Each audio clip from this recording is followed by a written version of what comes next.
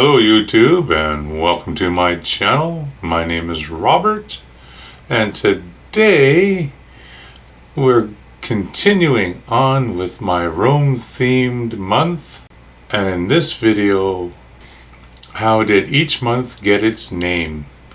I've often wondered about this. There's a couple that I know about, like obviously July and August. And before we get into this, if you'd like to support my channel, please consider subscribing. It doesn't cost you anything, it's totally free, and it really does helps my channel out. Hit the post notification bell. When I drop new content, you'll be notified. Give the video a thumbs up, and feel free to leave a comment. Okay, how did each month get its name? By general knowledge. Here we go. As this video is uploaded, it is the end of a year, and it got me thinking about the way we measure our time. By hours, days, weeks, but most of all, months. Every country in the world, apart from 4, uses the Gregorian calendar. There are also 18 others that use the Gregorian plus a parallel internal one, like Egypt, Israel, Morocco, India, among others. But in the mainly used Gregorian calendar, each year is divided into 12 months, and each month has a name. So where do these names come from? That is what we're going to find out in this video. The Gregorian calendar was introduced in the year 1782 by Pope Gregorian XIII, getting its name from that pope. It was a minor modification of the Julian calendar, used until then since 46 BC and named after Julius Caesar. The change between the two was making a year 365.2425 days instead of 365.25. In order to adjust the difference between tropical and solar years, a slight difference between the time it takes to go through the 4 seasons and the time it takes to go around the sun. But that is irrelevant for this video. We want to focus on why months have their names, where they come from, and what they mean. The Gregorian calendar did not change the name of the months of the previous Julian one, and so their name origins lie in the Roman leaders' calendar. Before Julius Caesar put his calendar into use, the old Roman calendar existed, and in it, many of the names were already the same, or at least similar or in a Latin version, and Julius Caesar did not immediately change or adapt them. The only immediate change was the elimination of an intercalary month that the old Roman calendar had. Every 2 years, they had a month called intercalaris or Mercedonius. For curiosity's sake, this removed month was named after the word merces, meaning wages, because it coincided with the time of the year when workers got paid. Julius Caesar only removed that month, and only 2 months were eventually renamed, July and August. July, or Julius, was renamed from Quintilis in 44 BC, after Julius Caesar himself, in his honor,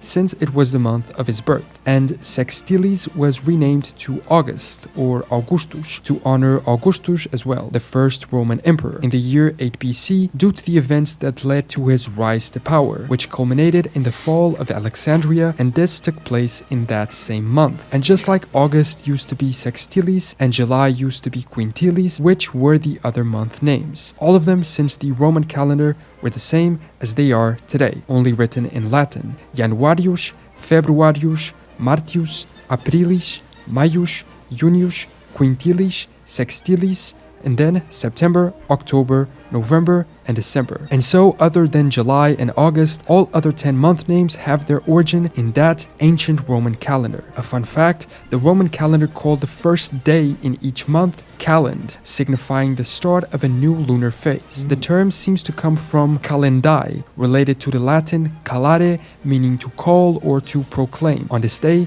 the pontiffs would announce the number of days until the next month. In addition, people with debts had to pay them on this day. These debts were inscribed in the calendaria, effectively an accounting book, and the English term calendar comes from this early definition which the Romans used. So this is how they determined when months started, lunar phases. But how did they determine the name of each month? January is named after the ancient Roman god Janus. Janus was the god of beginnings, gates, and time. Being so, it would make sense that the first month of the year was named after him. Janus also presided over the beginning and ending of conflict, war, and peace. There was a building in ancient Rome named after him, and the Romans would open its gates in times of war, closing them when peace was reached. However, there seems to be some records by ancient Roman farmers which state that the Januarius name was not after the god of beginnings, Janus, but instead after the goddess of marriage and childbirth, Juno, the patron goddess of Rome and the Roman Empire. However, not only do the functions of Janus better adapt to the concept of a month being the god of time, but there are also records of the first sacrifices of the year in ancient Roman practices being made in honor of him, with writings pointing to him as also being the patron of the cosmic year. But many also say that the month is named after the two, with Janus and Juno cooperating. Maybe both, maybe just one, but I would say Janus is the most likely origin. When it comes to February, there is an ancient Roman god named Februs, meaning the purifier, precisely the god of purification, also the god of riches, and connected with the concept of the underworld. However, nothing points to this being the origin of the month's name, and it's simply a coincidence, even though there is an indirect connection, as it is said that February is named after the word februa, which was a ritual of washing and purification that took place in ancient Rome around this time. But the god was named after the festival, not the other way around, and so it just shares its common origin with the month name. Oddly, in English, or at least in England, before the Latin name was adopted, the most common Old English name for the second month of the year was Solmonath, meaning literally mud month, quite the opposite of the concept of being washed. Unless you were washing the mud off, a lesser used term was Kale Monath, which meant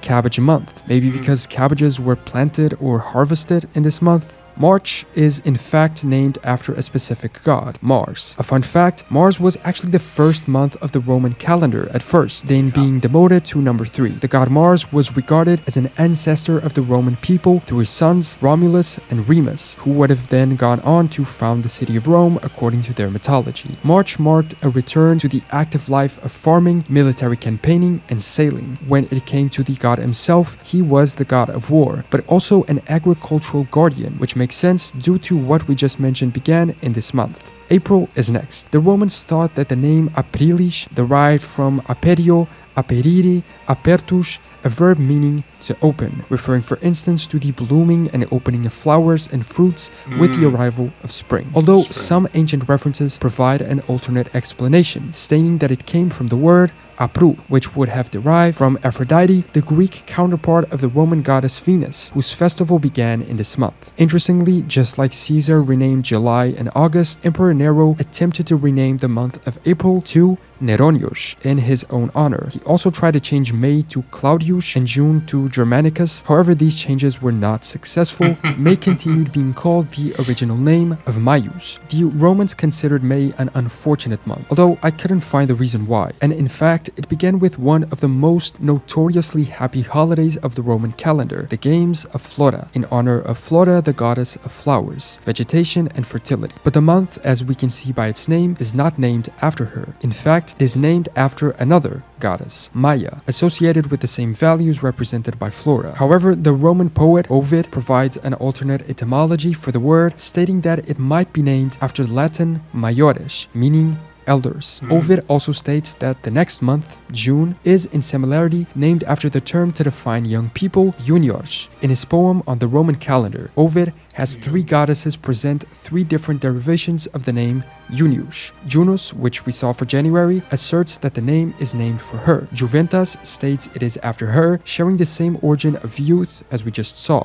while Concordia claims that Junius comes from Jungo, Junctus, which means to join, in honor of her uniting the Romans and the Sabines, another Italian people. An even less likely derivation relates the month name to the figure of Marcus Junius Brutus. He was an ancestor of a famous and powerful Roman family called the gens Junia, and so the name would perhaps come from the family Junia, but this is unlikely. In the oldest calendar attributed by the Romans to Romulus, Junius was the 4th month in a 10-month year that began with March. The month following June was thus called Quintilis, meaning the 5th month. After the calendar reform that produced a 12-month year, Quintilis became the 7th month, but retained its name. Quintilis was under the guardianship of the supreme Roman god Jupiter, equivalent to the Greek Zeus, even though it also had festivals of agriculture and others devoted to Neptune and Apollo. But besides these connections to gods, none of them had their name given to the month, only Julius Caesar.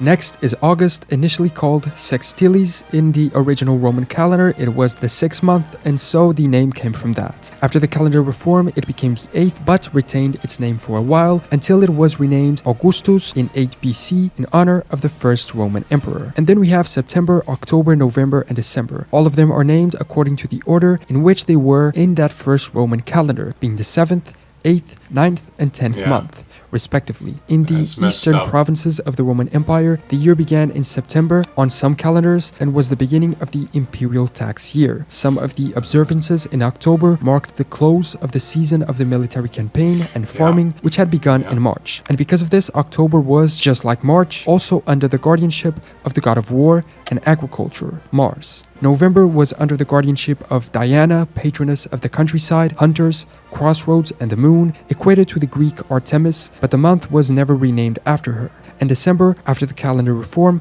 continued being the last month of the year, but retaining the name of the 10th. It is honestly odd, given that these 4 months were named after their position on the calendar, they were not renamed once the position changed. Just like we saw Caesar rename July and August, and Nero attempted his own failed remainings, there were also other Roman emperors, which attempted to do the same as well, all of them unsuccessful in the long term. In 37 AD, Caligula renamed September as Germanicus after his father, and in 84 AD, Domitian tried doing the same, as well as renaming October as Domitianus after himself. Emperor Commodus attempted to rename all 12 months to Amazonius, Invictus, Felix, Pius, Lucius, Aelius, Aurelius, Commodus, Augustus, Herculius, Romanus, and Exuperatorius. This last one was really simple. I wonder why it didn't catch on. Other name changes were proposed but were never implemented. Tiberius rejected a senatorial proposal to rename September as Tiberius and October as Livius, and Emperor Antoninus Pius also rejected a senatorial decree renaming September as Antonius and November as Faustina after his empress. All of these attempted changes, as we can see, were either refused